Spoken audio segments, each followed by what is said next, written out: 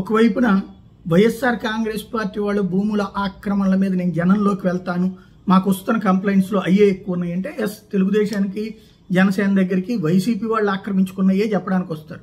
YCP తన కార్యాలయంలో గనక పబ్లిక్ రిప్రజెంటేషన్ తీసుకుంటే తెలుగుదేశం వాళ్ళు ఇప్పుడు ఆక్రమిస్తున్న వాటికి తీసుకుంటారు. వీళ్ళకేమో అది చేత కాదు, ఆ రాజకీయము చేత కాదు, అలాంటి ఫిర్యాదులు తీసుకోవడము చేత కాదు.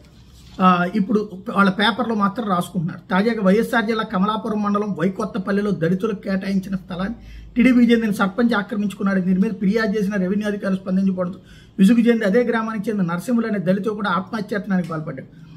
బాధితుడు చెప్తున్న ప్రకారం 1994లో అప్పటి ప్రభుత్వం సర్వే నెంబర్ 100/726లో 2.3 ఎకరాలు కేటాయించి అందులో 30 మందికి ఎకరం స్థలంలో ప్లాట్లు వేసి కేటాయించారు. మిగతా 1.3 ఎకరాల స్థలాన్ని స్థానిక దళితులు సామాజిక కార్యకలాపాల నిమిత్తం విడిచిపెట్టారు. గ్రామ సర్పంచ్ ప్రతాప్ రెడ్డి ఆ స్థలాన్ని ఆక్రమించారు. విషయం మీద న్యాయం చేయాలని పలుమార్లు కడప, కమలాపురం రెవెన్యూ కార్యాలయం చుట్టూ నరసింహులు తిరిగాడు. టీడీపీ నేత ఆక్రమించుకున్న దళితుల స్థలాలను ఆక్రమణించి కాపాడి అర్హులైన వాళ్ళకి ఇవ్వాలని పలుమార్లు విన్నవించడం.